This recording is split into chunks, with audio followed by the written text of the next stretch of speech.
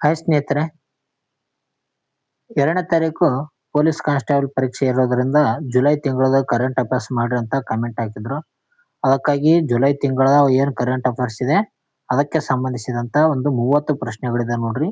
ಪ್ರಮುಖವಾಗಿರ್ತಾವೆ, ಯಾಕಂದ್ರೆ ಬರುವಂತ ಪರೀಕ್ಷೆಯಲ್ಲಿ ಕೇಳುವಂತ ಸಾಧ್ಯತೆ ಕೂಡ ಇರುತ್ತೆ ನೋಡ್ರಿ. ಕರೆಂಟ್ ಅಫೇರ್ಸ್ ಮೇಲೆ ಹೆಚ್ಚಾಗಿ ಕೇಳ್ತಾರೆ. ಅದರಲ್ಲಿ 1 ಮತ್ತು 2 ಮಾತ್ರದ್ದು ಕೇಳುವಂತ ಅತಿ ಹೆಚ್ಚಾಗಿ ಕೇಳ್ತಾರೆ. ಓಕೆ, ಜುಲೈ ತಿಂಗಳದ ತಿಳಿದುಕೊಳ್ಳೋಣ. ನೀವೇನಾದ್ರೂ ಹೊಸಬರಾದ್ರೆ ನಮ್ಮ ಚಾನಲ್ಗೆ ಸಬ್ಸ್ಕ್ರೈಬ್ ಆಗಿ, ಅದೇ ರೀತಿಯಾಗಿ ಟೆಲಿಗ್ರಾಮ್ ಮತ್ತು ಇನ್ಸ್ಟಾಗ್ರಾಮ್ ಅಲ್ಲಿ ಕೂಡ ಫಾಲೋ ಮಾಡ್ರಿ. ಹಾಗಾದ್ರೆ ಬನ್ನಿ, ಜುಲೈ ತಿಂಗಳದ ಬಗ್ಗೆ ಮೊದಲನೇ ಒಂದು ಪ್ರಶ್ನೆ ಇದೆ ನೋಡಿ. ಜುಲೈ 2026ರಲ್ಲಿ ಯುನೆಸ್ಕೋ ವಿಶ್ವ ಪರಂಪರೆಯ ಪಟ್ಟಿಗೆ ಸೇರಿದಂತ ಭಾರತದ ಪ್ರಮುಖ ಬೌದ್ಧ ತಾಣ ಯಾವುದು ಅಂತ ಕೊಟ್ಟಿದ್ದಾರೆ. ಇದು ನಾನು ನ್ಯೂಸ್ ಅಲ್ಲಿ ಕೂಡ ಕವರ್ ಮಾಡಿದ್ದೀನಿ. ಓಕೆ, ನ್ಯೂಸ್ ಹೇಳುವಾಗ ಇದು ಒಂದು ವಿಷಯ ಕೂಡ ಹೇಳಿದೆ ನೋಡ್ರಿ. ಬೌದ್ಧ ತಾಣ ಯಾವ್ದು ಇತ್ತೀಚೆಗೆ ಯುನೆಸ್ಕೋ ವಿಶ್ವ ಪರಂಪರೆ ಪಟ್ಟಿಗೆ ಸೇರಿದಂತ ಒಂದು ತಾಣ ಆಗಿದೆ ಅಂತ ಕೊಟ್ಟಿದ್ದಾರೆ. ಇದಕ್ಕೆ ಸರಿಯಾದ ಉತ್ತರ ಆಪ್ಷನ್ಸ್ ಬಿ ನೋಡಿ, ಸಾರನಾಥ ಸರಿಯಾದ ಉತ್ತರ ಇದು ನೋಡ್ರಿ. ಸಾರನಾಥ ಯುನೆಸ್ಕೋದ ಒಂದು ವಿಶ್ವ ಪರಂಪರೆ ಪಟ್ಟಿಗೆ ಸೇರ್ಪಡೆಯಾಗಿದೆ ಅಂತ ಹೇಳ್ಬೋದು. ಓಕೆ, ಪ್ರಾಚೀನ ಬೌದ್ಧ ತಾಣವಾಗಿರುವಂತಹ ಸಾರನಾಥ ಏನಾಗಿದೆಪ್ಪ ಅಂತಂದ್ರೆ ಇತ್ತೀಚೆಗೆ ಇನ್ನೂ ವಿಶ್ವ ಪರಂಪರೆ ಪಟ್ಟಿಗೆ ಸೇರ್ಪಡೆ ಆಗಿದೆ ಅಂತ ಹೇಳ್ಬೋದು. ಆಪ್ಷನ್ಸ್ ಬಿ ಇದಕ್ಕೆ ಸರಿಯಾದ ಉತ್ತರ ಆಯ್ತು ನೋಡ್ರಿ. ಇಲ್ಲಿನ ಒಂದು ದಮೇಕ ಸ್ತೂಪ ಮತ್ತು ಅಶೋಕನ ಸ್ತಂಭಗಳು ಕೂಡ ಅಲ್ಲಿ ಪ್ರಮುಖವಾಗಿರ್ತಾವ. ಓಕೆ, ಆಕರ್ಷಣೆ ಕೂಡ ಆಗಿರುತ್ತೆ ನೋಡ್ರಿ. ಸಾರನಾಥ ಅಂತ ಬಂದಾಗ ತಕ್ಷಣ ಏನಾಗುತ್ತಪ್ಪ ಅಂತಂದ್ರೆ ಇಲ್ಲಿ ಬೌದ್ಧ ಧರ್ಮದ ಒಂದು ಅನುಯಾಯಿ ಆಗಿರುವಂತ ಬುದ್ಧ, ಓಕೆ ಸಾರಿ ಬುದ್ಧ ಏನಪ್ಪಾ ಅಂತಂದ್ರೆ ಗೌತಮ್ ಬುದ್ಧ ಈ ಒಂದು ಸಾರನಾಥದಲ್ಲಿ ಮೊದಲ ಒಂದು ಬೋಧನೆಯನ್ನು ಮಾಡ್ತಾನ. ಸಾರನಾಥನ ಜಿಂಕೆವನದಲ್ಲಿ ಮೊದಲ ಒಂದು ಬೋಧನೆ ಮಾಡ್ತಾನ ನೋಡ್ರಿ. ಓಕೆ, ಇದು ಪರೀಕ್ಷಾ ಒಂದು ಇಂಪಾರ್ಟೆಂಟ್. ಇದನ್ನ ಏನಂತ ಕರೀತಾರಪ್ಪ ಅಂತಂದ್ರೆ ಧರ್ಮಚಕ್ರ ಪ್ರವರ್ತನೆ ಎಂದು ಕರೆಯುತ್ತಾರೆ. ಓಕೆ ಸ್ನೇಹಿತರೆ, ಅತಿ ಹೆಚ್ಚಾಗಿ ಅಂದ್ರೆ 30 ಪ್ರಶ್ನೆಗಳಿದ್ದಾವೆ. ವಿಡಿಯೋನ ಲಾಂಗ್ ಮಾಡೋದು ಬೇಡ, ಶಾರ್ಟ್ ಅಲ್ಲಿ ಬೇಗನೆ ಮುಗಿಸೋಣ. ಇದರಲ್ಲಿ ಆಲ್ರೆಡಿ ನಾನು ಕರೆಂಟ್ ಅಫೇರ್ಸ್ ನಲ್ಲಿ ಕವರ್ ಮಾಡಿದಂತ ಒಂದು ಅಂಶಗಳೇ ಇರ್ತಾವ ನೋಡ್ರಿ. 2026ರ ಫಿಫಾ ವಿಶ್ವಕಪ್ ಫುಟ್ಬಾಲ್ ಪಂದ್ಯಾವಳಿಯನ್ನು ಗೆದ್ದ ದೇಶ ಯಾವುದು? ಫಿಫಾ ಮೇಲೆ ಕೇಳುವಂತ ಸಾಧ್ಯತೆ ಇರುತ್ತೆ ನೋಡ್ರಿ. ಕ್ರೀಡೆಗೆ ಸಂಬಂಧಿಸಿದಂತ ಇದು ಪ್ರಶ್ನೆ ಇದೆ. 2026ರ ಒಂದು ಫಿಫಾ ವಿಶ್ವ ಕಪ್ ಫುಟ್ಬಾಲ್ ಪಂದ್ಯಾವಳಿಯನ್ನು ಗೆದ್ದಂತ ದೇಶ ಯಾವ್ದಂತ ಕೊಟ್ಟಿದ್ದಾರೆ. ಇದಕ್ಕೆ ಸರಿಯಾದ ಉತ್ತರ ಆಪ್ಷನ್ ಸಿ ನೋಡಿ, ಸ್ಪೇನ್ ದೇಶ 2026ರ ಫಿಫಾ ಒಂದು ಫುಟ್ಬಾಲ್ ಟೂರ್ನಿಯಲ್ಲಿ ಪಡೆದುಕೊಂಡಿದೆ ಅಂತ ಹೇಳ್ಬೋದು ಮೊದಲ ಸ್ಥಾನ. ಓಕೆ, 2ನೇ ಸ್ಥಾನದಲ್ಲಿ ಅರ್ಜೆಂಟೀನಾ ಇದೆ ನೋಡಿ. 3ನೇ ಸ್ಥಾನದಲ್ಲಿ ಇಂಗ್ಲೆಂಡ್ ಇದೆ. ಈ ಕ್ರಮವಾಗಿ ಕೂಡ ಕೇಳ್ತಾರೆ ನೋಡ್ರಿ, 1 2 3 ಸರಿ. ಓಕೆ, ಈ ರೀತಿಯಾದಂತ ಪ್ರಶ್ನೆ ಬರುತ್ತಿರ್ತಾವ, ಅದಕ್ಕಾಗಿ ಕ್ರಮವಾಗಿ ಗೊತ್ತಿರಲಿ. 2026ರ ಫಿಫಾ ಫುಟ್ಬಾಲ್ ನಲ್ಲಿ ಮೊದಲನೇ ಒಂದು ಸ್ಥಾನ ಪಡೆದಂತ ದೇಶ ಸ್ಪೇನ್ ಆಗಿದ್ರೆ, 2ನೇ ಸ್ಥಾನ ಪಡೆದಂತ ದೇಶ ರನ್ನರ್ ಅಪ್ ಆಗಿರುವಂತ ದೇಶ ಅರ್ಜೆಂಟೀನಾ. ಓಕೆ, 3ನೇದು ಇಂಗ್ಲೆಂಡ್ ಆಗಿದೆ ನೋಡಿ. ಸ್ಪೇನ್ ಇದಕ್ಕೆ ಸರಿಯಾದ ಉತ್ತರ ಇದೆ ನೋಡ್ರಿ. 2026ರ ಒಂದು ವಿಶ್ವಕಪ್ ಫೈನಲ್ ಪಂದ್ಯದಲ್ಲಿ ಸ್ಪೇನ್ ಜಯಗೊಳಿಸಿ ವಿಶ್ವ ಚಾಂಪಿಯನ್ಶಿಪ್ ಆಗಿ ಹೊರಹೊಮ್ಮಿದೆ ಅಂತ ಹೇಳ್ತೀವಿ. ಇದು ಫುಟ್ಬಾಲ್ ಜಗತ್ತಿನ ಒಂದು ದೊಡ್ಡ ಮೈಲುಗಲ್ಲಾಗಿದೆ ನೋಡ್ರಿ. ಪರೀಕ್ಷಾ ದೃಷ್ಟಿಕೋನದಿಂದ ನೋಡೋದಾದ್ರೆ ಫಿಫಾ ವಿಶ್ವಕಪ್ ಅನ್ನು ಅಮೆರಿಕ, ಕೆನಡಾ, ಮೆಕ್ಸಿಕೋ ಜಂಟಿಯಾಗಿ ಆಯೋಜಿಸಿದ್ದವು. 2026ರ ಫಿಫಾ ವಿಶ್ವಕಪ್ ಅನ್ನು ಆಯೋಜಿಸಿದಂತ ದೇಶಗಳು ಯಾವಪ್ಪ ಅಂತಂದ್ರೆ 3 ಇದೆ ನೋಡ್ರಿ. America, Canada, Mexico. ಇದರಲ್ಲಿ ಮೊಟ್ಟ ಮೊದಲ ಬಾರಿಗೆ 48 ತಂಡಗಳು ಕೂಡ ಈ ಒಂದು ಕ್ರೀಡೆಯಲ್ಲಿ ಭಾಗವಹಿಸಿವ. ನೆಕ್ಸ್ಟ್, ಜುಲೈ 2026ರ ಏನ್ಲಿ ಪಾಸ್ಪೋರ್ಟ್ ಸೂಚ್ಯಂಕದಲ್ಲಿ ಭಾರತದ ಸ್ಥಾನವೆಷ್ಟು? ಸೂಚ್ಯಂಕದ ಮೇಲೆ ಪ್ರಶ್ನೆ. ಏನ್ಲಿ ಪಾಸ್ಪೋರ್ಟ್ ಸೂಚ್ಯಂಕದಲ್ಲಿ ಭಾರತದ ಸ್ಥಾನ ಎಷ್ಟನ್ನು ಪಡೆದುಕೊಂಡಿದೆ? ಇದಕ್ಕೆ ಸರಿಯಾದ ಉತ್ತರ ಏನಪ್ಪಾ ಅಂತ ಆಪ್ಷನ್ ಸಿ ನೋಡಿ, 81ನೇ ಸ್ಥಾನ ಪಡೆದುಕೊಂಡಿದೆ. ಭಾರತ 81ನೇ ಸ್ಥಾನ ಪಡೆದುಕೊಂಡಿದೆ 2026ರ ಒಂದು ಏನ್ಲಿ ಪಾಸ್ಪೋರ್ಟ್ ಸೂಚ್ಯಂಕದಲ್ಲಿ. ಓಕೆ, ಜುಲೈ ರ್ಯಾಂಕಿಂಗ್ ಪ್ರಕಾರ 81ನೇ ಸ್ಥಾನ ಭಾರತ ಪಡೆದುಕೊಂಡಿದೆ ನೋಡಿ. ಓಕೆ, ಭಾರತೀಯರು 55 ದೇಶಗಳಿಗೆ ವೀಸಾ ಮುಕ್ತ ಅಥವಾ ಆಗಮನ ವೀಸಾ ಮೂಲಕ ಪ್ರಯಾಣ ಮಾಡಬಹುದಾಗಿದೆ. 55 ದೇಶಗಳು ಏನಪ್ಪಾ ಅಂತಂದ್ರೆ ವೀಸಾ ಮುಕ್ತ ಪ್ರಯಾಣವನ್ನು ಭಾರತ ದೇಶದವರು ಮಾಡಬಹುದು. ಇಲ್ಲಿ ಪರೀಕ್ಷೆ ದೃಷ್ಟಿಕೋನದಲ್ಲಿ ಏನಪ್ಪಾ ಅಂತಂದ್ರೆ ಸಿಂಗಾಪುರ್ ಸತತವಾಗಿ ಮೊದಲ ಸ್ಥಾನ ಪಡೆದುಕೊಂಡಿದೆ ನೋಡಿ. ಮೊದಲ ಸ್ಥಾನ ಯಾವ್ದು ಪಡೆದುಕೊಂಡಿದೆ ಅಂದ್ರೆ ಅದು ಸಿಂಗಾಪುರ್ ಪಡೆದುಕೊಂಡಿದೆ. ಇದು ಅಂತಾರಾಷ್ಟ್ರೀಯ ವಾಯು ಸಾರಿಗೆ ಸಂಸ್ಥೆಯ ಒಂದು ದತ್ತಾಂಶವನ್ನು ಆಧರಿಸಿ ಈ ಒಂದು ಮಾಹಿತಿಯನ್ನು ನೀಡಲಾಗಿದೆ ಅಂತ ಹೇಳಬಹುದು. ಸಿಂಗಾಪುರ್ ಮೊದಲ ಸ್ಥಾನವನ್ನು ಪಡೆದುಕೊಂಡಿದೆ. ನೆಕ್ಸ್ಟ್, ಕೇಂದ್ರ ಸಚಿವ ಸಂಪುಟ ಇತ್ತೀಚೆಗೆ ಅನುಮೋದಿಸಿದಂತ ಭವ್ಯ ರಸಾಯನ್ ಮಾನವ ಯೋಜನೆಯ ಮುಖ್ಯ ಉದ್ದೇಶವೇನು? ಭವ್ಯ ರಸಾಯನ್ ಯೋಜನೆ ನೋಡ್ರಿ, ಈ ಯೋಜನೆ ಮೇಲೆ ಕೂಡ ಕೇಳ್ತಾರೆ. ಓಕೆ, ಭವ್ಯ ರಾಸಾಯನ ಯೋಜನೆಯ ಮುಖ್ಯ ಉದ್ದೇಶವೇನು? ಇದಕ್ಕೆ ಸರಿಯಾದ ಉತ್ತರ ಆಪ್ಷನ್ಸ್ ಬಿ ನೋಡಿ, 3 ಬೃಹತ್ ರಾಸಾಯನಿಕ ಪಾರ್ಕ್ಗಳ ಸ್ಥಾಪನೆ ಮಾಡೋದು ಈ ಒಂದು ಭವ್ಯ ರಾಸಾಯನ ಯೋಜನೆಯ ಮುಖ್ಯ ಉದ್ದೇಶ ಆಗಿರ್ತದ. ಓಕೆ, ಕೇಂದ್ರ ಸಚಿವ ಸಂಪುಟ ಅನುಮೋದನೆ ನೀಡಿದೆ ನೋಡಿ. 3 ಬೃಹತ್ ರಾಸಾಯನಿಕ ಪಾರ್ಕ್ಗಳ ಸ್ಥಾಪನೆ. 3030 ಕೋಟಿ ವೆಚ್ಚದಲ್ಲಿ ಭಾರತದಲ್ಲಿ 3 ಬೃಹತ್ ರಾಸಾಯನಿಕ ಪಾರ್ಕ್ಗಳನ್ನು ಸ್ಥಾಪಿಸಲು ಕೇಂದ್ರ ಸಚಿವ ಸಂಪುಟ ಏನ್ ಮಾಡಿದೆ ಅಂದ್ರೆ ಅನುಮೋದನೆ ನೀಡಿದೆ. ಪರೀಕ್ಷಾ ದೃಷ್ಟಿಕೋನದಲ್ಲಿ ನೋಡೋದಾದ್ರೆ 2026-27ರಿಂದ 5 ವರ್ಷಗಳ ಕಾಲ ಇದು ಜಾರಿಯಲ್ಲಿ ಇರುತ್ತೆ ನೋಡ್ರಿ. ಈ ಒಂದು ಯೋಜನೆ ಭವ್ಯ ರಾಸಾಯನ ಯೋಜನೆ ಏನಪ್ಪಾ ಅಂತಂದ್ರೆ 2026-25 ವರ್ಷ ಜಾರಿ ಇರ್ತದೆ. 26-27ರಿಂದ 5 ವರ್ಷ ಜಾರಿ ಇರ್ತದೆ ನೋಡ್ರಿ. ಇದು ರಾಸಾಯನಿಕ ವಲಯದಲ್ಲಿ ಸ್ವಾವಲಂಬನೆ ಹೊಂದುವುದು ಇದರ ಒಂದು ಉದ್ದೇಶ ಆಗಿದೆ. ನೆಕ್ಸ್ಟ್, ಜುಲೈ 2026ರಲ್ಲಿ ನೀತಿ ಆಯೋಗದ ಹೊಸ ಸಿಇಒ ಆಗಿ ಯಾರನ್ನು ನೇಮಕಗೊಂಡಿದ್ದಾರೆ ನೋಡ್ರಿ. ಇದು ಕೂಡ ಇಂಪಾರ್ಟೆಂಟ್. ನೀತಿ ಆಯೋಗದ ಹೊಸ ಸಿಇಒ ಆಗಿ ನೇಮಕಗೊಂಡವರು ಯಾರಂತ ಕೊಟ್ಟಿದ್ದಾರೆ. ಇತ್ತೀಚೆಗೆ ನಿಧಿ ಚಿಬ್ಬರ್ ಅವರು ಕೂಡ ಇದ್ರು ನೋಡ್ರಿ. ಯಾರು? ನಿಧಿ ಚಿಬ್ಬರ್ ಅವರು ಇದ್ರು. ಈಗ ಮತ್ತೆ ಚೇಂಜ್ ಆಗಿದ್ದಾರೆ.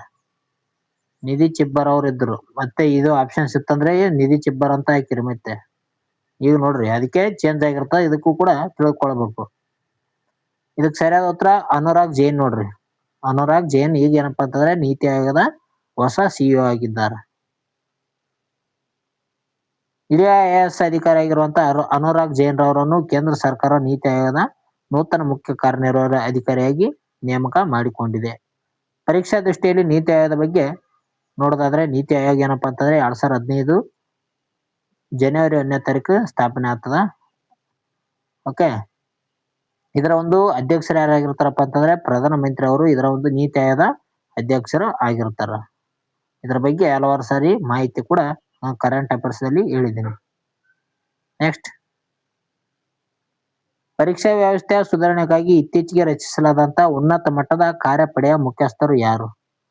ಇತ್ತೀಚೆಗೆ ಓಕೆ ಟಾಸ್ಕ್ ಫೋರ್ಸ್ ಪರೀಕ್ಷಾ ಒಂದು ವ್ಯವಸ್ಥಿತ ಸುಧಾರಣೆ ಮಾಡುವ ಸಲುವಾಗಿ ಇತ್ತೀಚೆಗೆ ಒಂದು ಉನ್ನತ ಮಟ್ಟದ ಒಂದು ಕಾರ್ಯಪಡೆಯನ್ನು ಸ್ಥಾಪನೆ ಮಾಡಿದ್ದಾರೆ. ಅದಕ್ಕೆ ಮುಖ್ಯಸ್ಥರು ಯಾರಂತ ಕೊಟ್ಟಿದ್ದಾರೆ. ಇದನ್ನು ಕೂಡ ನಾ ಕರೆಂಟ್ ಅಫೇರ್ಸ್ ಅಲ್ಲಿ ಕವರ್ ಮಾಡಿದೆ ನೋಡ್ರಿ. ನಂದನ್ ನೀಲ್ಕೇಣಿ. ಓಕೆ, ನಂದನ್ ನೀಲೇಕಣಿ. ಓಕೆ, ನಂದನ್ ನೀಲೇಕಣಿ ನೋಡ್ರಿ. ಸ್ಪರ್ಧಾತ್ಮಕ ಮತ್ತು ಶೈಕ್ಷಣಿಕ ಅಕ್ರಮಗಳನ್ನು ತಡೆಗಟ್ಟಲು ಪಾರದರ್ಶಕ ತರಲು ಏನ್ ಮಾಡಿದಾರಪ್ಪ ಅಂತಂದ್ರೆ ಇನ್ಫೋಸಿಸ್ ನ ಒಂದು ಸಹ ಸಂಸ್ಥಾಪಕ ಆಗಿರುವಂತ ನಂದನ್ ನೀಲೇಕಣಿ ಅವರನ್ನು ನೇತೃತ್ವದಲ್ಲಿ ಟಾಸ್ಕ್ ಫೋರ್ಸ್ ಅನ್ನು ರಚನೆ ಮಾಡಿದ್ದಾರೆ. ಓಕೆ, ಪ್ರಧಾನಮಂತ್ರಿ ಅವರು ಇತ್ತೀಚೆಗೆ ಇನ್ಸ್ಟಾಗ್ರಾಮ್ ಅಲ್ಲಿ ಕೂಡ ಇದರ ಒಂದು ಮಾಹಿತಿಯನ್ನು ಕೂಡ ಹೇಳಿದ್ರು. ಸರ್ಕಾರ ಪೇಪರ್ ಲೀಕ್ ತಡೆಗಟ್ಟಲು ಹೊಸ ಕಾಯ್ದೆಯನ್ನು ಜಾರಿಗೆ ತಂದಿದ್ದು 10 ವರ್ಷಗಳ ಕಾಲ ಜೈಲು ಶಿಕ್ಷೆ ಮತ್ತು 10 ಕೋಟಿ ರೂಪಾಯಿ ದಂಡ ಇರ್ತದೆ ನೋಡ್ರಿ. 10 ವರ್ಷಗಳ ಕಾಲ ಜೈಲು ಶಿಕ್ಷೆ ಇರ್ತದ, ಜೊತೆಗೆ 10 ಕೋಟಿ ಅಷ್ಟು ಏನಪ್ಪಾ ಅಂತಂದ್ರೆ ದಂಡವನ್ನು ವಿಧಿಸ್ತಾರೆ. ಈ ಒಂದು ಏನಾದ್ರು ಪರೀಕ್ಷೆಯಲ್ಲಿ ಒಂದು ಪೇಪರ್ ಸೋರಿಕೆ ಆದ್ರೆ. ನೆಕ್ಸ್ಟ್, ಆಳ ಸಮುದ್ರದ ಮೀನುಗಳ ಮಾಹಿತಿಗಾಗಿ ಡೀಪ್ ಡೇಟಾ ಆ್ಯಪ್ ಬಿಡುಗಡೆ ಮಾಡಿದಂತ ಸಂಸ್ಥೆ ಯಾವುದು? Okay, deep data app. ಇದಕ್ಕೆ ಸರಿಯಾದ ಉತ್ತರ ಆಪ್ಷನ್ ಸಿ ನೋಡಿ, ICAR ಮತ್ತು CMFRI ಇದನ್ನು ಬಿಡುಗಡೆ ಮಾಡಿವೆ ಅಂತ ಹೇಳ್ಬೋದು. ಭೂ ವಿಜ್ಞಾನ ಸಚಿವಾಲಯದ ಒಂದು ಡೀಪ್ ಓಷನ್ ಮಿಷನ್ ಅಡಿಯಲ್ಲಿ ಆಳ ಸಮುದ್ರದ ಮೀನುಗಳ ವೈಜ್ಞಾನಿಕ ಮಾಹಿತಿಯನ್ನು ಒದಗಿಸಲು ಈ ಒಂದು ಆ್ಯಪ್ ಅನ್ನು ಬಿಡುಗಡೆ ಮಾಡಲಾಗಿದೆ. ಓಕೆ, ಈ ಆ್ಯಪ್ ಯಾವ್ದಪ್ಪ ಅಂತಂದ್ರೆ deep data app. Okay, central marine Fisher's research institute ಕೇಂದ್ರ ಕಚೇರಿ ಏನಪ್ಪಾ ಅಂತಂದ್ರೆ ಕೇರಳದ ಒಂದು ಕೊಚ್ಚಿಯಲ್ಲಿ ಕಂಡು ಬರುತ್ತೆ ನೋಡ್ರಿ. Central marine Fisher's research institute ಕೇರಳದ ಒಂದು ಕೊಚ್ಚಿಯಲ್ಲಿ ಇದರ ಒಂದು ಕೇಂದ್ರ ಕಚೇರಿ ಕಂಡು ಬರ್ತದೆ. ನೆಕ್ಸ್ಟ್,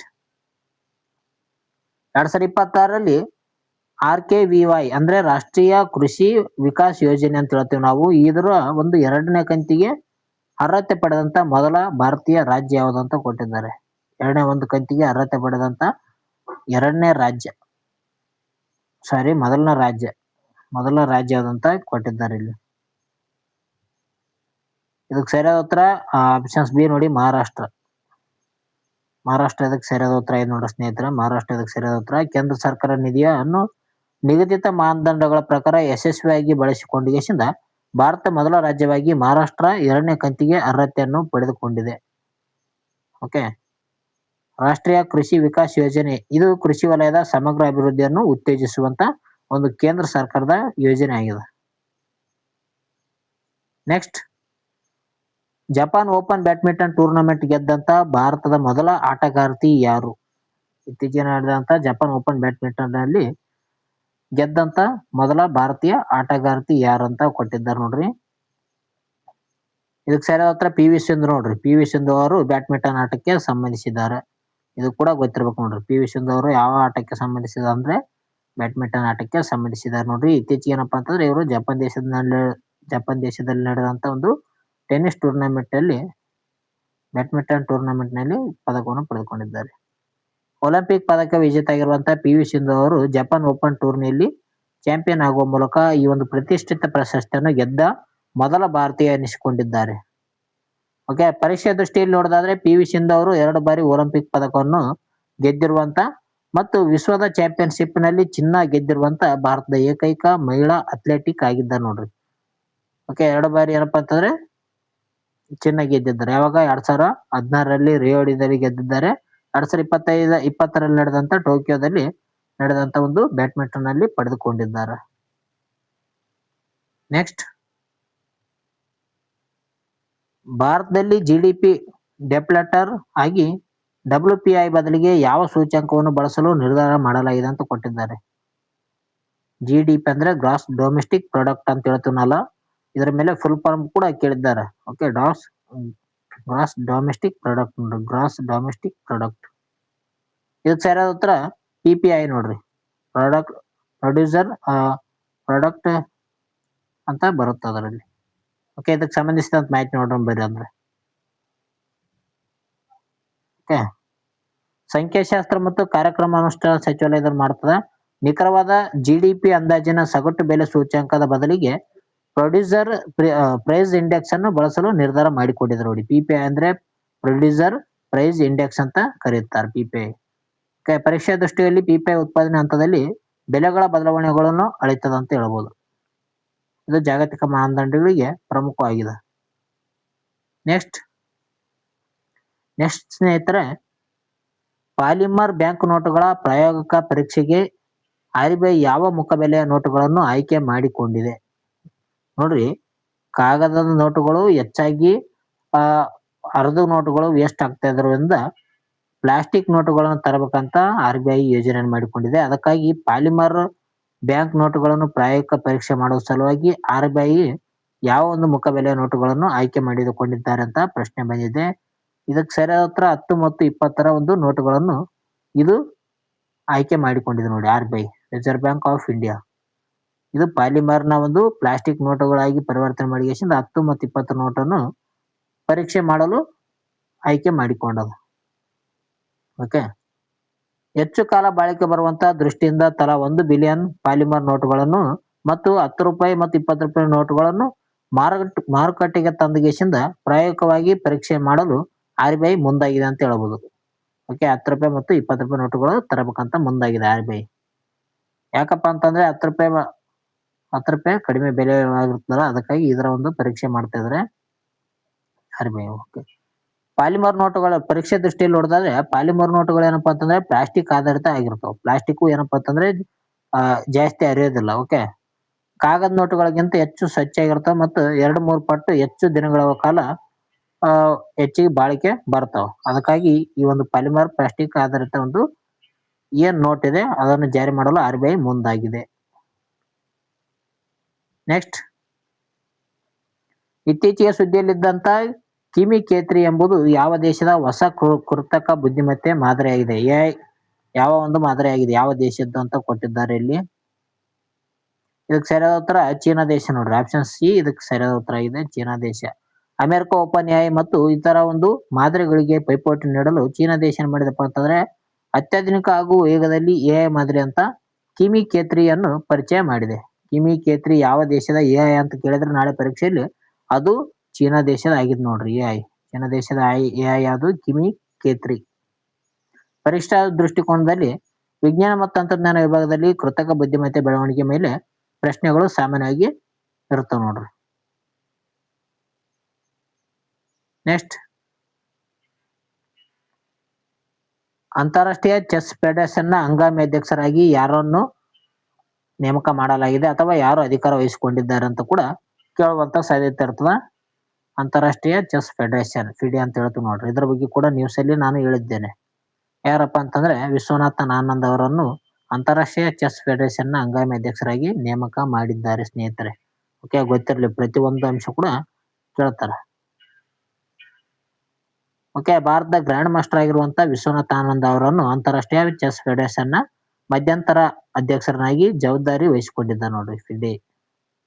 ಫಿಡೆ ಅಂದ್ರೆ ಏನಪ್ಪ ಅಂತಂದ್ರೆ ಇಂಟರ್ನ್ಯಾಷನಲ್ ಚೆಸ್ ಫೆಡರೇಷನ್ ಅಂತ ಇದಕ್ಕೆ ಕರೀತಾರ. ಇದರ ಕೇಂದ್ರ ಕಚೇರಿ ಸ್ವಿಟ್ಜರ್ಲೆಂಡ್ ನ ಒಂದು ಲೌಸೆನ್ನಿನಲ್ಲಿ ಕಂಡು ಬರ್ತದೆ ನೋಡ್ರಿ.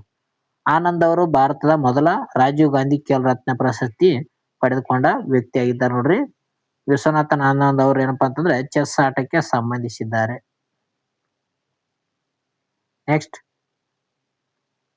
2026-23ನೇ ಕಾಮನ್ವೆಲ್ತ್ ಕ್ರೀಡಾಕೂಟ ಎಲ್ಲಿ ಉದ್ಘಾಟನೆಗೊಂಡಿತ್ತು?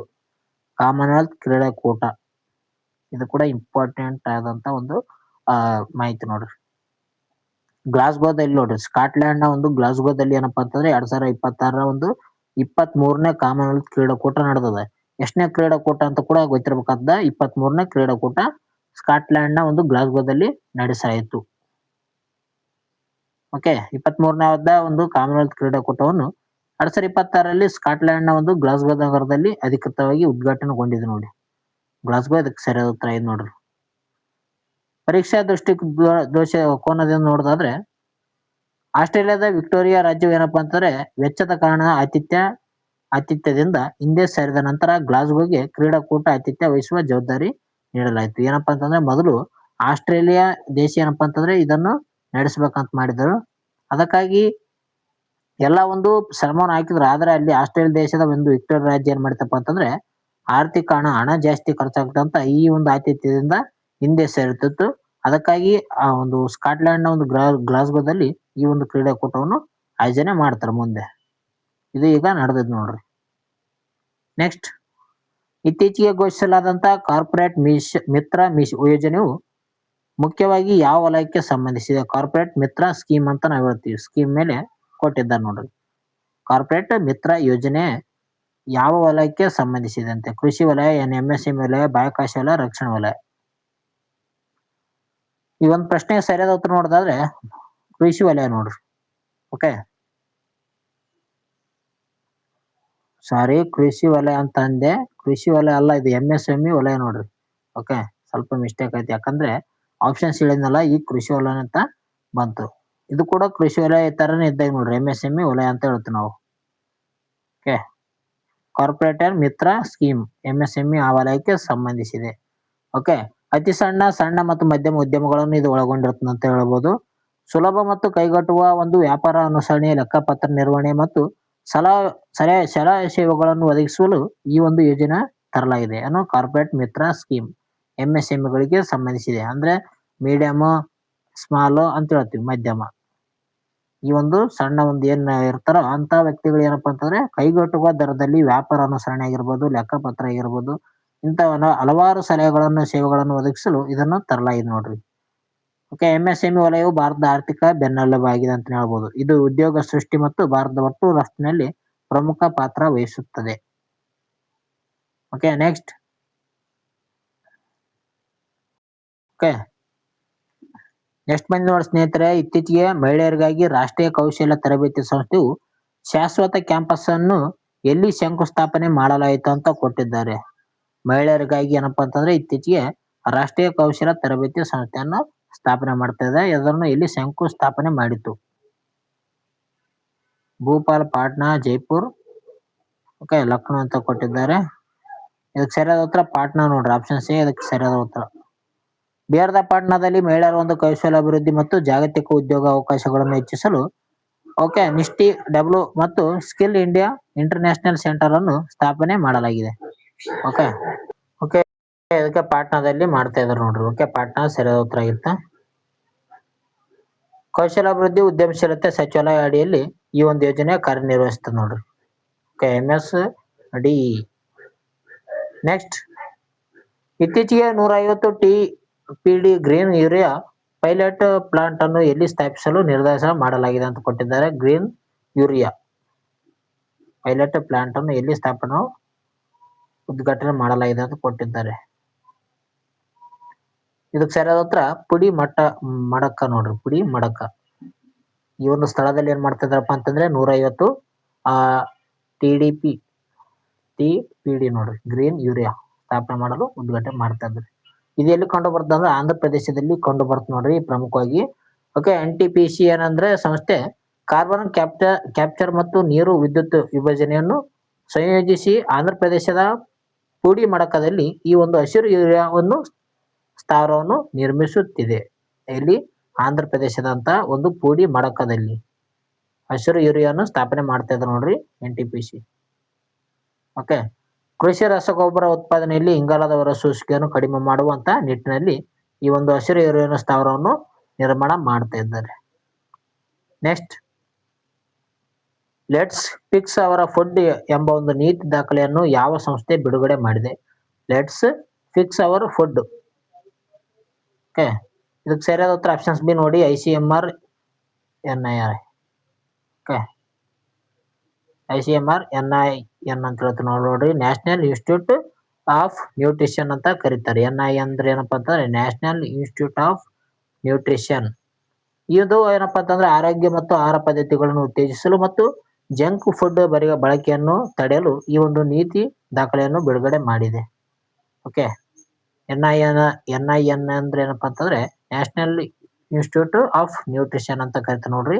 ಇದು ತೆಲಂಗಾಣದ ಹೈದರಾಬಾದ್ನಲ್ಲಿ ಕಂಡು ಬರ್ತದ. ಓಕೆ, NIN ಎಲ್ಲಿದಪ್ಪ ಅಂತ ಕೇಳಿದ್ರೆ ತೆಲಂಗಾಣದ ಒಂದು ಹೈದರಾಬಾದ್ನಲ್ಲಿ ಕಂಡು ಬರ್ತದೆ ನೋಡ್ರಿ. ಇದು ಭಾರತದ ಒಂದು ವೈದ್ಯಕೀಯ ಒಂದು ಕ್ಷೇತ್ರದ ಆಗಿದೆ. ನೆಕ್ಸ್ಟ್, ಆದಾಯ ತೆರಿಗೆ ಇಲಾಖೆ ಹೊಸ ಕಚೇರಿ ಸಂಕೀರ್ಣ ಆದಾಯಕರ ಸಿಂಧು ಎಲ್ಲಿ ಉದ್ಘಾಟನೆಗೊಂಡಿತ್ತು ಅಂತ ಕೊಟ್ಟಿದ್ದಾರೆ. ಆದಾಯ ತೆರಿಗೆ ಇಲಾಖೆ ಹೊಸ ಕಚೇರಿ ಸಂಕೀರ್ಣ ಆದಾಯಕರ ಸಿಂಧು ಎಲ್ಲಿ ಉದ್ಘಾಟನೆಗೊಂಡಿತ್ತು? ಅದರ ಹೆಸರು ಆದಾಯಕರ ಸಿಂಧು ನೋಡ್ರಿ. ಮುಂಬೈ, ಚೆನ್ನೈ, ನವದೆಹಲಿ, ಬೆಂಗಳೂರು ಅಂತ ಕೊಟ್ಟಿದ್ದಾರೆ. ಈ ಒಂದು ಪ್ರಶ್ನೆ ನೋಡೋದಾದ್ರೆ ಸರಿಯಾದ ಉತ್ತರ ಮುಂಬೈ ನೋಡ್ರಿ. ಆಪ್ಷನ್ಸ್ ಬಿ ಮುಂಬೈ ಸರಿಯಾದ ಉತ್ತರ ಆಗಿದೆ. ತೆರಿಗೆದಾರರಿಗೆ ಉತ್ತಮ ಮೂಲಸೌಕರ್ಯವನ್ನು ಒದಗಿಸಲು ಆಧುನಿಕ ಸೌಲಭ್ಯ ಮತ್ತು ಸುಲಭ ಸೇವೆಗಳನ್ನು ಒದಗಿಸಲು ಮಹಾರಾಷ್ಟ್ರದ ಒಂದು ಮುಂಬೈನಲ್ಲಿ ಈ ಒಂದು ನೂತನ ಆದಾಯ ತೆರಿಗೆ ಸಂಕೀರ್ಣವನ್ನು ಉದ್ಘಾಟನೆ ಮಾಡಲಾಗಿದೆ. ಎಲ್ಲಿ? ಮುಂಬೈನಲ್ಲಿ ಕಂಡು ಬರ್ತದೆ ನೋಡ್ರಿ. MH ಮಹಾರಾಷ್ಟ್ರದ ಮುಂಬೈನಲ್ಲಿ ಕಂಡು ಬರ್ತದೆ. ಓಕೆ, ಕೇಂದ್ರ ನೇರ ತೆರಿಗೆಗಳ ಮಂಡಳಿ ಭಾರತದ ನೇರ ತೆರಿಗೆಗಳ ಆಡಳಿತವನ್ನು ನಡೆಸ್ತದೆ, ಡೈರೆಕ್ಟ್ ಟ್ಯಾಕ್ಸಸ್. ನೆಕ್ಸ್ಟ್, ಇತ್ತೀಚೆಗೆ ಜೈವಿಕ ಆರ್ಥಿಕತೆಯನ್ನು ಮಾರ್ಗಸೂಚಿಯನ್ನು ಬಿಡುಗಡೆ ಮಾಡಿದಂತ ಸಂಸ್ಥೆ ಯಾವುದು? ಓಕೆ, ಜೈವಿಕ ಆರ್ಥಿಕ ಒಂದು ಮಾರ್ಗಸೂಚಿ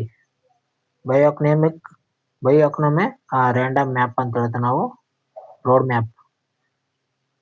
ಓಕೆ, ಇದಕ್ಕೆ ಸರಿಯಾದ ಉತ್ತರ ನೀತಿ ಆಯೋಗ ನೋಡ್ರಿ. ನೀತಿ ಆಯೋಗ ಇದನ್ನು ಬಿಡುಗಡೆ ಮಾಡಿದೆ ನೋಡ್ರಿ. ಸುಸ್ಥಿರ ಅಭಿವೃದ್ಧಿ, ಜೈವಿಕ ಸಂಪನ್ಮೂಲಗಳ ಪರಿಣಾಮ ಬಳಕೆ ಮತ್ತು ಆರ್ಥಿಕ ಒಂದು ಸಾಮರ್ಥ್ಯವನ್ನು ಹೆಚ್ಚಿಸಲು ನೀತಿ ಆಯೋಗ ಏನ್ ಮಾಡಿದಪ್ಪ ಅಂತಂದ್ರೆ ಈ ಒಂದು ಮಾರ್ಗಸೂಚಿಯನ್ನು ಬಿಡುಗಡೆ ಮಾಡಿದೆ. ಓಕೆ, 2030 ವೇಳೆಗೆ ಭಾರತವು ಬೃಹತ್ ಜೈವಿಕ ಆರ್ಥಿಕತೆ ಗುರಿಯನ್ನು ಹೊಂದಿದೆ ಅಂತ ಕೂಡ ಹೇಳಬಹುದು. ನೆಕ್ಸ್ಟ್, ಜುಲೈ 2026ರಲ್ಲಿ ಭಾರತವು ಯಾವ ದೇಶದೊಂದಿಗೆ ಮೊದಲ ಸುತ್ತಿನ ಮುಕ್ತ ವ್ಯಾಪಾರ ಒಪ್ಪಂದದ ಮಾತುಕತೆಯನ್ನು ಮುಕ್ತಾಯಗೊಳಿಸಿದೆ? ಇತ್ತೀಚೆಗೆ ಅಂದ್ರೆ ಜುಲೈ 2020 ಇದೇ ತಿಂಗಳಿನಲ್ಲಿ ನಡೆದಂತ ಒಂದು ಮುಕ್ತ ವ್ಯಾಪಾರ ಒಪ್ಪಂದವನ್ನು ಯಾವ ದೇಶದೊಂದಿಗೆ ಮಾಡಿಕೊಂಡಿದೆ ಅಂತ ಕೊಟ್ಟಿದ್ದಾರೆ. ಅದಕ್ಕೆ ಸರಿಯಾದ ಉತ್ತರ ಮಾಲ್ಡೀವ್ಸ್ ನೋಡ್ರಿ. ಓಕೆ, ಮಾಲ್ಡೀವ್ಸ್ ಇದಕ್ಕೆ ಸರಿಯಾದ ಉತ್ತರ ಇದೆ ನೋಡ್ರಿ.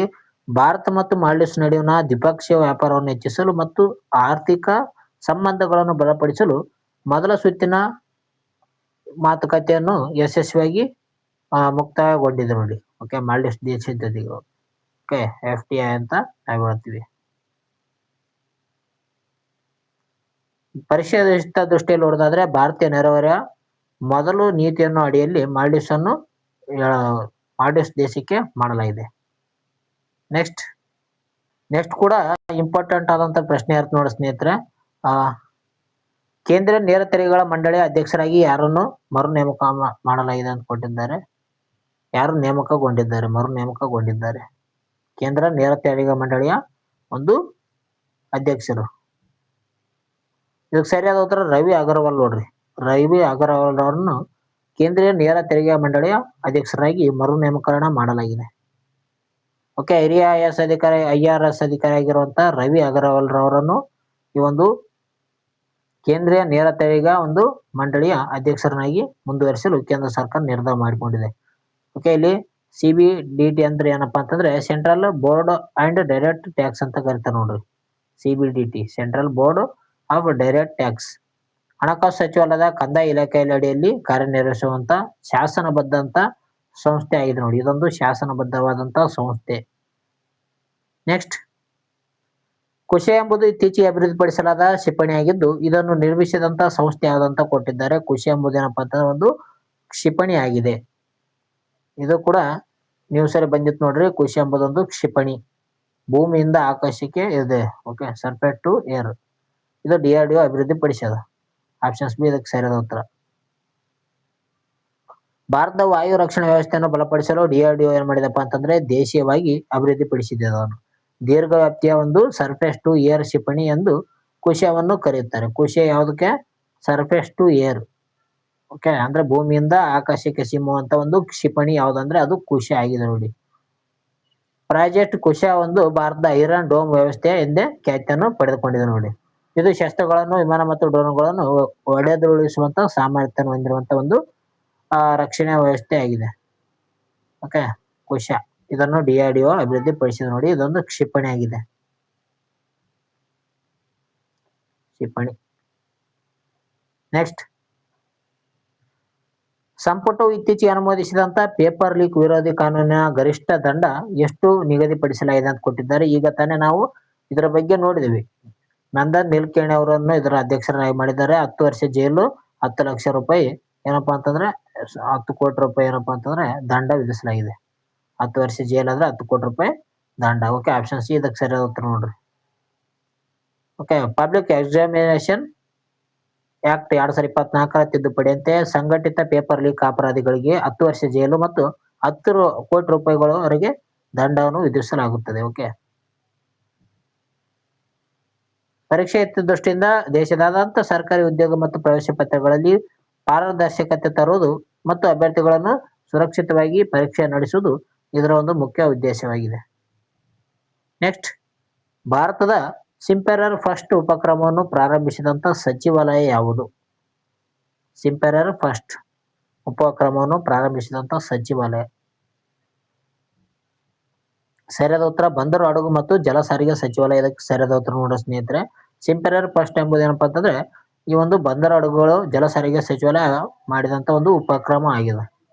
ಓಕೆ, ನಾವಿಕರ ಮತ್ತು ಕಲ್ಯಾಣ ಸುರಕ್ಷತೆಯನ್ನು ಖಚಿತಪಡಿಸಿಕೊಳ್ಳಲು ಮತ್ತು ಅವರ ಹಕ್ಕುಗಳನ್ನು ರಕ್ಷಿಸಲು ಸರ್ಕಾರವು ಈ ಒಂದು ನೂತನ ಉಪಕ್ರಮವನ್ನು ಜಾರಿ ಮಾಡಿದೆ ಅಂತ ಹೇಳ್ಬೋದು. ನಾವಿಕರು ಅಂದ್ರೆ ಕಲ್ಯಾಣ ಸುರಕ್ಷತೆ ಅವರ ಒಂದು ಖಚಿತಪಡಿಸಿಕೊಳ್ಳಬಹುದಾಗಿರ್ಬೋದು. ಅವರ ಒಂದು ಹಕ್ಕುಗಳು ಏನಿದ್ದಾವೆ ಅವುಗಳನ್ನು ರಕ್ಷಣೆ ಮಾಡಿಕೊಳ್ಳಲು ಸರ್ಕಾರ ಜಾರಿ ಮಾಡಿದೆ. ಓಕೆ, ಪರೀಕ್ಷೆ ದೃಷ್ಟಿಕೋನದಿಂದ ನೋಡೋದಾದ್ರೆ ಜಾಗತಿಕ ಪೂರೈಕೆ ಸರಪಳಿಯಲ್ಲಿ ಭಾರತೀಯ ನಾವಿಕರು ಪ್ರಮುಖ ಪಾತ್ರ ವಹಿಸುತ್ತಿದ್ದು ಅವರ ಕುಂದುಕೊರತೆ ನಿವಾರಣೆಗೆ ಈ ಒಂದು ಸೌಲಭ್ಯಗಳಿಗೆ ಇದು ಸಹಕಾರಿಯಾಗಲಿದೆ ಅಂತಾನೆ ಹೇಳ್ಬೋದು. ಗ್ಲೋಬಲ್ ಸಪ್ಲೈ ಚೈನ್ ಅಂತ ಹೇಳ್ತೀವಿ ನಾವು.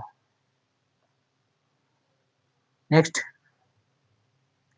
ಇತ್ತೀಚೆಗೆ ಗ್ರೀನ್ ಡ್ರೈವ್ ಪೋರ್ಟಲ್ ಅನ್ನು ಯಾವ ಉದ್ದೇಶಕ್ಕಾಗಿ ಪ್ರಾರಂಭಿಸಲಾಗಿದೆ? ಗ್ರೀನ್ ಡ್ರೈವ್ ಪೋರ್ಟಲ್ ಯಾವ ಉದ್ದೇಶಕ್ಕಾಗಿ ಇದನ್ನು ಪ್ರಾರಂಭ ಮಾಡಿದ್ದಾರೆ ಅಂತ ಕೊಟ್ಟಿದ್ದಾರೆ.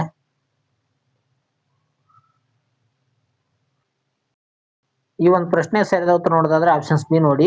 ಪರಿಸರ ಮೇಲ್ವಿಚಾರಣೆ ಮತ್ತು ಅಥವಾ ವೃಕ್ಷಾರೋಪಣೆ ಸಲುವಾಗಿ ಏನ್ ಮಾಡಿದಾರಪ್ಪ ಅಂತಂದ್ರೆ ಗ್ರೀನ್ ಡ್ರೈವ್ ಪೋರ್ಟಲ್ ಅನ್ನು ಪ್ರಾರಂಭ ಮಾಡಲಾಗಿದೆ.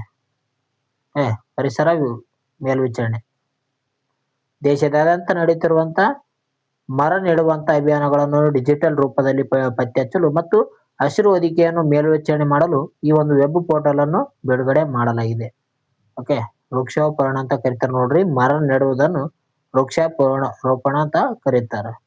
ಹವಾಮಾನ ಬದಲಾವಣೆ ವಿರುದ್ಧ ಹೋರಾಟದಲ್ಲಿ ಭಾರತದ ಪಂಚಾಮೃತ ಗುರಿಗಳನ್ನು ಸಾಧಿಸುವುದು ಮತ್ತು ನೆಟ್ ಜೀರೋವನ್ನು ಹೊಂದುವುದು ಇದರ ಒಂದು ಉದ್ದೇಶವಾಗಿದೆ. ಓಕೆ, ನೆಕ್ಸ್ಟ್, ಇತ್ತೀಚೆಗೆ ಭಾರತದ 98ನೇ ಚೆಸ್ ಗ್ರ್ಯಾಂಡ್ ಮಾಸ್ಟರ್ ಆಗಿ ಹೊರಹೊಮ್ಮಿದವರು ಯಾರಂತ ಕೊಟ್ಟಿದ್ದಾರೆ. ಓಕೆ, 98ನೇ ಚೆಸ್ ಗ್ರ್ಯಾಂಡ್ ಮಾಸ್ಟರ್. ಇದು ಕೂಡ ನ್ಯೂಸ್ ಅಲ್ಲಿ ಕವರ್ ಮಾಡಿದ್ರೆ ನಾನು. ನ್ಯೂಸ್ ಅಲ್ಲಿ ಕವರ್ ಮಾಡಿದ್ರೆ ನೋಡ್ರಿ ಸ್ನೇಹಿತರೆ. 98ನೇ ಚೆಸ್ ಗ್ರ್ಯಾಂಡ್ ಮಾಸ್ಟರ್ ಯಾರು ಅಂತ. ಆಪ್ಷನ್ಸ್ ಬಿ ಇದಕ್ಕೆ ಸರಿಯಾದ ಉತ್ತರ ನೋಡ್ರಿ. ಅಶ್ವಥ್ ಎಸ್. ಓಕೆ. ಯುವ ಚೆಸ್ ಪ್ರತಿಭೆ ಅಶ್ವಥ್ ಎಸ್ ಅವರು ಏನ್ ಮಾಡಿದಾರಪ್ಪ ಅಂತಂದ್ರೆ ಫೆಡೆ ಟೂರ್ನಮೆಂಟ್ ನಲ್ಲಿ ಅಗತ್ಯ ರೇಟಿಂಗ್ ಪಾಯಿಂಟ್ಗಳನ್ನು ಪಡೆಯುವ ಮೂಲಕ ಭಾರತದ 98ನೇ ಗ್ರಾಂಡ್ ಮಾಸ್ಟರ್ ಪಟ್ಟವನ್ನು ಅಲಂಕರಿಸಿದ್ದಾರೆ. ಯಾರು? ಅಶ್ವಥ್ ಎಸ್ ಅವರು ಪಡೆದುಕೊಂಡಿದ್ದಾರೆ 98ನೇ ಗ್ರಾಂಡ್ ಮಾಸ್ಟರ್.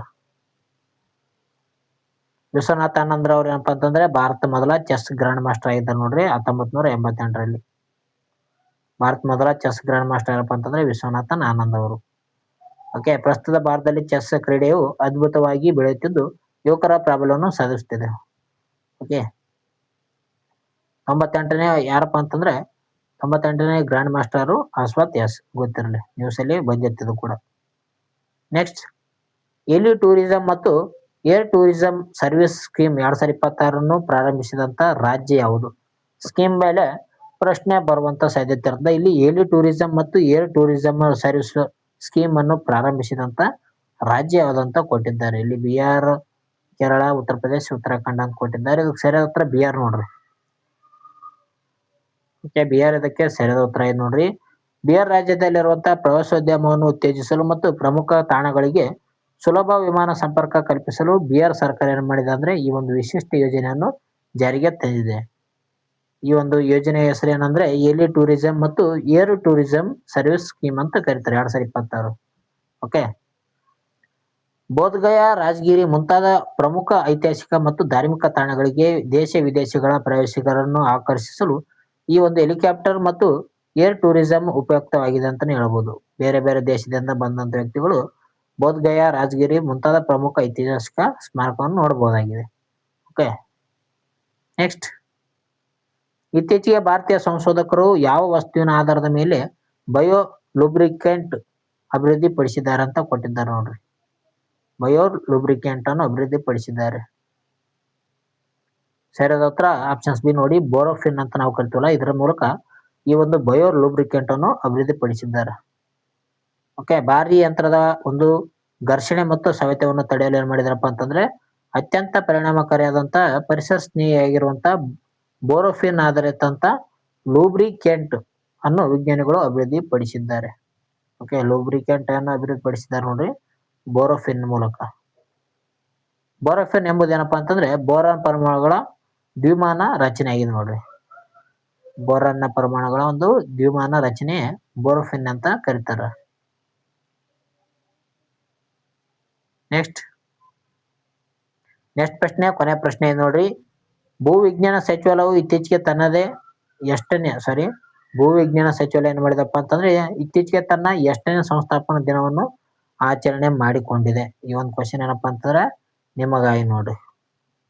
ಓಕೆ. ಭೂವಿಜ್ಞಾನ ಸಚಿವಾಲಯ ಇತ್ತೀಚೆಗೆ ತನ್ನ ಎಷ್ಟನೇ ಸಂಸ್ಥಾಪನಾ ದಿನವನ್ನು ಆಚರಣೆ ಮಾಡಿಕೊಂಡಿದೆ ಅಂತ ನೀವು ಕಮೆಂಟ್ ಮಾಡ್ರಿ. ನೋಡಿ ಸ್ನೇಹಿತರೆ, ಜುಲೈ ತಿಂಗಳ ಪ್ರಮುಖ ಪ್ರಚಲಿತ ಘಟನೆಗೆ ಸಂಬಂಧಿಸಿದಂತ ಮಾಹಿತಿಗಳು ಇದಾಗಿದ್ದವು. ಓಕೆ. ನೆಕ್ಸ್ಟ್ ಬರೋ ವಿಡಿಯೋದಲ್ಲಿ ಜೂನ್ ಮಾಡೋಣ. ಹಂಗೆ ನೆಕ್ಸ್ಟ್ ಬರೋ ಒಂದು ವಿಡಿಯೋಗಳಲ್ಲಿ ಮತ್ತೆ ಏಪ್ರಿಲ್ದು ಮಾಡೋಣ.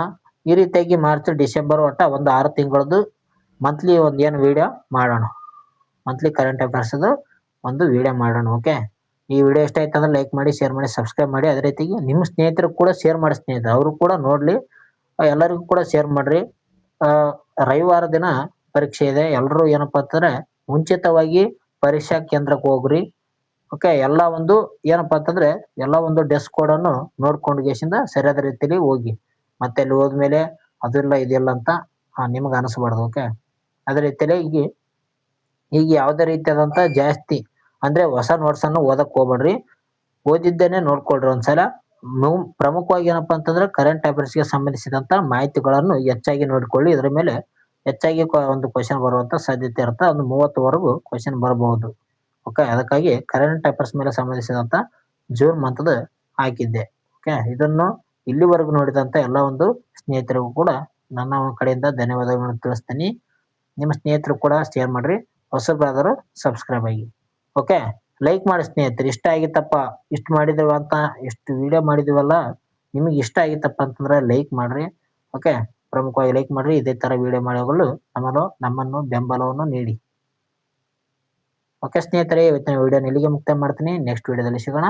ಟೇಕ್ ಕೇರ್, ಬಾಯ್. ಎಲ್ಲರೂ ಪರೀಕ್ಷೆಯಲ್ಲಿ ಸರಿಯಾದ ರೀತಿಯಲ್ಲಿ ನಿಮ್ಮೊಂದು ಜ್ಞಾನವನ್ನು ನೀಡಿ ಅಂತ ಹೇಳುತ್ತಾ ಇವತ್ತಿನ ಒಂದು ವಿಡಿಯೋನ ಇಲ್ಲಿಗೆ ಮುಕ್ತಾಯ ಮಾಡಿದ್ರೆ ನೆಕ್ಸ್ಟ್ ವಿಡಿಯೋದಲ್ಲಿ ಸಿಗೋಣ. ಟೇಕ್ ಕೇರ್ ಬಾಯ್.